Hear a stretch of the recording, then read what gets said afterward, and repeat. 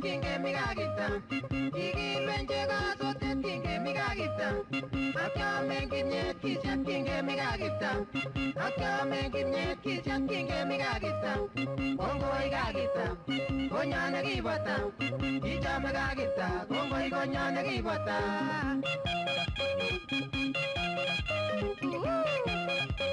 Itoni kitapchi.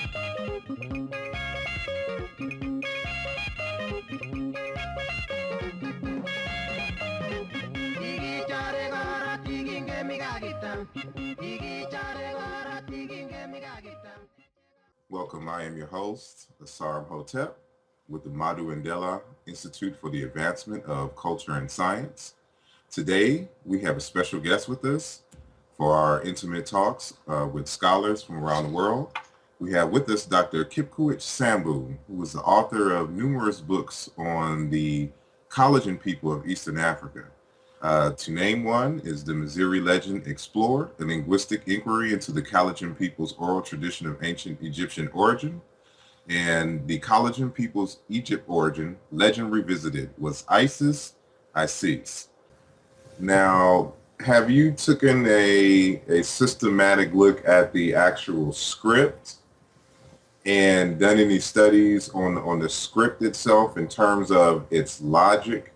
It's the thought patterns and that probably went into the development of the script as it, as a tool to communicate the ancient language?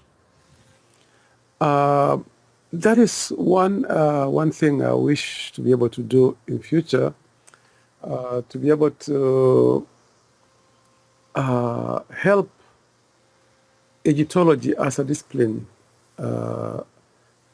by analyzing Kalenjin and other Nilo-Saharan languages and any other African language which may be of assistance, and work backwards to recreate, bring back to life the ancient Egyptian language.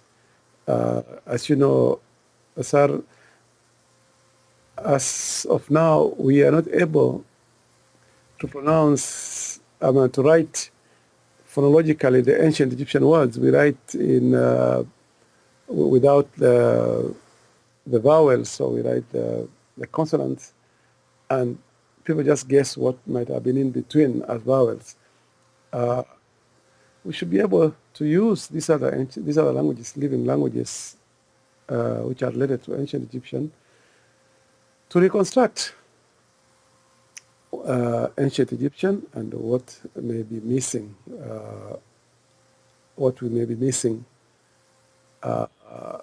those missing vowels. I don't believe they are missing, but we are missing something. Somebody from the south one day will fill in what is missing and actually read ancient Egyptian the correct way. There are so many letters, ancient Egyptian letters, that need to be understood. Some of them had vowels inbuilt, and people don't recognize those vowels.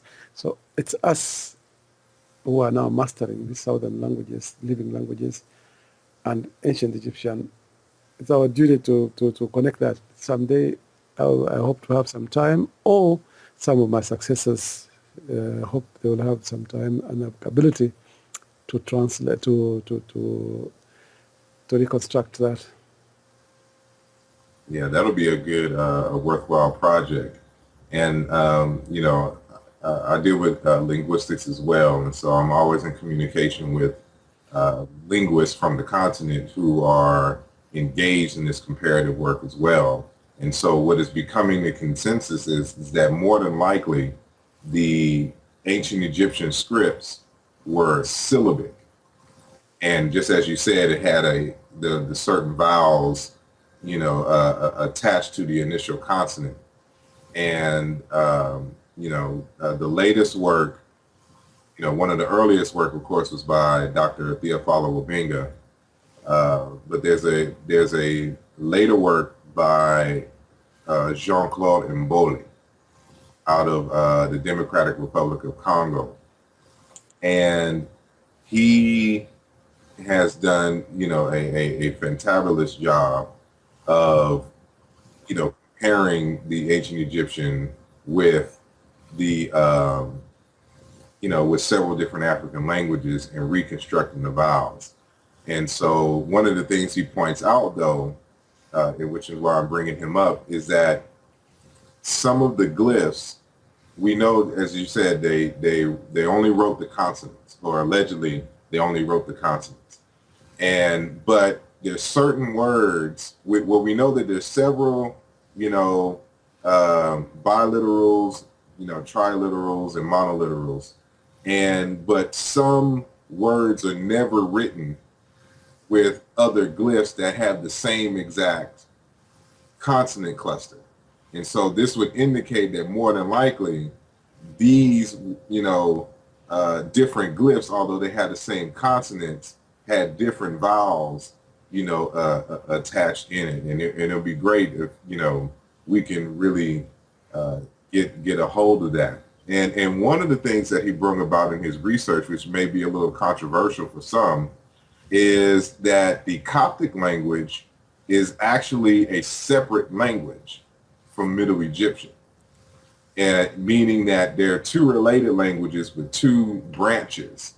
And it would make sense given, and I'm leading to this next question, because when I analyze the Kalenjin language, to me it's more closer to Coptic than it is to Middle Egyptian. And in your text, you mentioned, and I don't know if I'm pronouncing it correctly, I would just say toe, but it seems like it's two T's when you spell it. So I don't know if it's toe, if it's kind of run together. We don't have that in English. But we would say Jedu is in terms of the town. But it seems like those languages that were closely related to Coptic was closer to the Delta, which is where toe was, and where you argue in the book that the Kalenjin people were from. And so, can you explain a little bit more about this area and what the actual oral tradition says, in terms of, or what you've been able to trace in terms of probably when you left, what was the route, specifically for the Kalenjin to get to the place where they are now? Okay, to. That's how you pronounce it, to. Yeah. So it's not to, it's to. When you have the double T, it's to. I know in ancient Egyptian, it's written DDO, what do, or to. Both to and to, do are available. I mean, as we have seen it in ancient Egyptian writings. So this place is at where the Nile meets the Mediterranean Sea, that delta area. This is the area that was the place of the people called Sabine. And Sabine, as recorded by Herodotus 400 years before Jesus, that's where, I would say, they were in To. The same place is the same place that the Sabine lived in, and the Kalenjin are the Sabine, Sabeni or Sabei, or Sabine.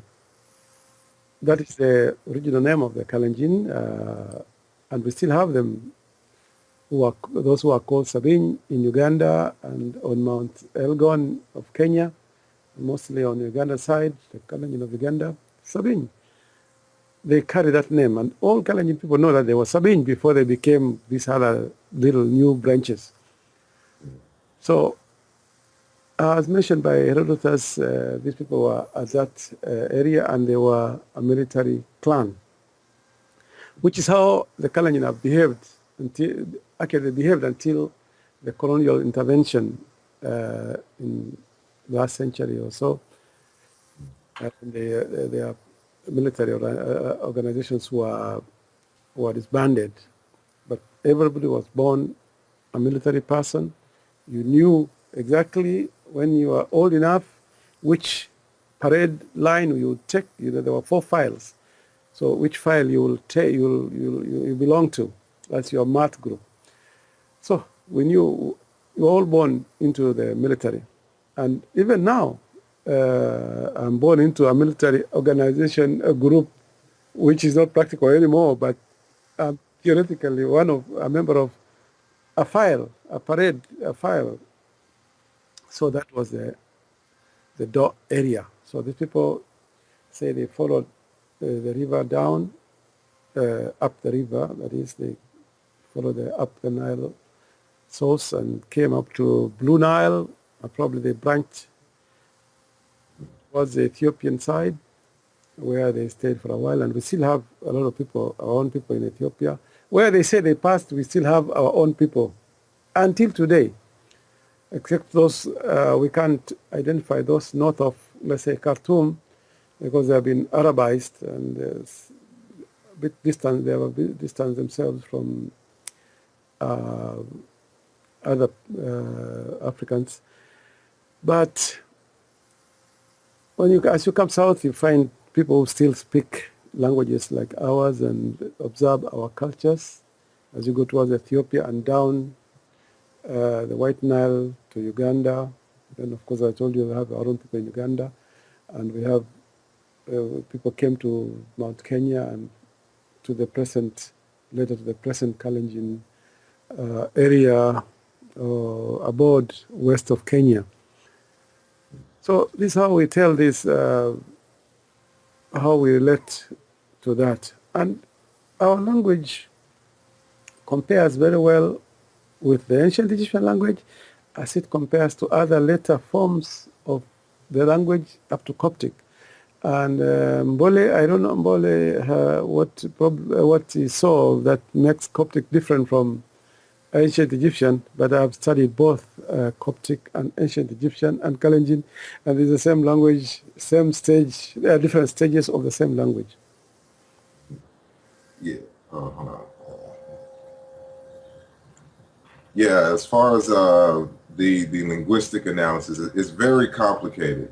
And, one would have to be very familiar with, phonology, sound change, and how, the accent on syllables change, the vowel structure and things of this nature. And so there's certain ways that we can tell by the way the Middle Egyptian language is structured that it was just different. And for instance, like with the Kalenjin, it has diphthongs.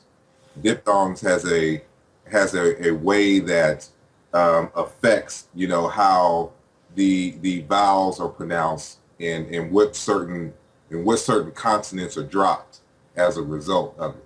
And so you see the same behavior in languages like Kalenjin and like Coptic, but you don't see this in Middle Egyptian and Old Egyptian, which would be expected given. It's because more ancient Egyptian, Middle Egyptian, and other other stages of ancient Egyptian, we have not recognized the vowels yet. To be able to take into account the behavior of diphthongs, you have to recognize the vowels, because diphthongs are about vowels. We don't know, we cannot really analyze vowels beyond Coptic as far as the older stages of ancient Egyptian are concerned. Beyond Coptic, we cannot analyze the diphthongs because the vowels, we are yet to master the vowels. When we master the vowels, we will know, because the vowels, as I told you, are hidden within certain consonants, which we are yet to disengage and recognize them for part vowel, part consonant. So when we analyze that, we'll be able to know how they treated their diphthongs. But diphthongs are a very interesting aspect of the Kalenjin language and the Coptic language. Like even ancient Egyptian, let me use an example which has diphthongs, interesting development of within the diphthongal area. Take, for instance, oil. Oil? Oil, yeah, oil like O-I-L. Okay. In English, Kalenjin is muaita, muai, I is a diphthongal sound. But in ancient Egyptian, instead of saying muay, ta, muay, they would say muar. So where there is a diphthongal sound, they replace with a, muar. We still have that with one of our northern languages, Kalenjin languages, dialects called Marakwet. So Marakwet probably cannot actually they don't say muay like we in the south say muay. They say muar, which is exactly the same way ancient Egyptians would put it, muar. So the diphthong suffers at the expense. I mean, R comes in at the expense of the diphthongal sound. Keio is a valley, that in Kalenjin. Kerio, in ancient Egyptian, that was Kerio. But you find us, I mean, the north, they say Kerio. As you come south, they say Keio.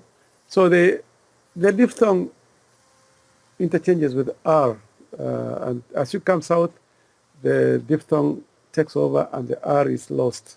There's that funny relationship between R and a diphthongal situation comparing the ancient Egyptian Coptic and Kalenjin language. That's difficult to explain, but I hope you understood. Yeah, I understood, and I think you, matter of fact, I know you mentioned it in your text in terms of the interchange, like what we see in the Egyptian records between the R and the I sound, which is given by the reed leaf in terms of the Y or R. Excuse me, the Y. Some transcribe it as Y, and some transcribe it as I. The Germans transcribe it as J. But basically, saying that same sound. And J is read like a strong Y, ja, like ya, yes, it's J-A, ja. Like your name, Imhotep, your Imhotep, come in peace. It can be in Kalenjin, Jo Imhotep or your Imhotep. So Y and J also interchanged in Kalenjin vis-a-vis ancient Egyptian. It's the same thing in Chiluba as well. Now you mentioned the military clan, and there are some correspondences that you associated with the Egyptian and the current Kalenjin military, structure. Can you explain a little bit more about that, to the audience in terms of those correspondences between, what we find in ancient Egyptian, the way that they set up their military, and how, you found these correspondences among the modern Kalenjin? Okay. As I told you at the beginning of the talk, my next book, which you are going to ask me, I know, we'll deal with that. But let me explain than before. The Kalenjin, when they went to war, they went to war in 4 files. They marched in 4 files. The ancient Egyptian army also marched in 4 files. The ancient Egyptian, if I can remember the 4 files, one was Ra, one was Ta. I don't remember whether there was a Sir, but there were 4 files. And Set. Even Set had a file. Remember Set, the dog god of ancient Egypt? Set means god. It means dog in Kalenjin up to now. So they had 4. One of them was Ta. Okay, and when they went to war, reaching the battlefield, maybe they would break up or go into one file, or depending on the situation there. But at the marching level, or even when they were doing parade, performing for the king, they would march in 4 files. The Kalenjin people still march, or until the colonial government broke our military setup, we marched in 4 files. And you are born into a file, just like in Egypt. When you are born a baby, you are born into your father's military file. When you finally get encrypted, what do you call, become part of the army, you went and you were taken into your father's former military file, and you marched using the way he marched. This file, this file, this. So we have phonemes. Phonemes: Kipkoeech, Ngetunyo, Kebeni, Kasanet. I belong to the Kasanet. Theoretical. I've never marched anywhere as a military formation, in a military formation anywhere, but theoretically, if there was a match, I mean, the match for some reason, I would just fall in a file called Kasanet. Somebody else will fall in one of the other 3 left. So this was a military clan that you are born into it. And of course, the behavior, once they were in East Africa, history has it, the history books, Asar will tell you it's not nice, it's not praiseworthy what they did, but they tried to spread their hegemony all over. And because of their very good training militarily, they lorded over the rest of the people. It's not praiseworthy, as I say, but that was the truth. It's because of that military formation and the discipline, the way you are disciplined and taught and conditioned not to fear. I mean, to show fear was shameful. So you fought against any natural tendency to fear. You ended up being a good military material. That's why we call the military clan of Pharaoh. And Herodotus, 400 years before Jesus, lists the Sabine as one of the military clans of Pharaoh. Another one is another Kalenjin branch in Tanzania called Barabaik. That one was also accounted for by Herodotus 400 years before Jesus. And they were also living there, and they are still military clan, and of course, colonial government made sure this did not continue. But theoretically, we have the formations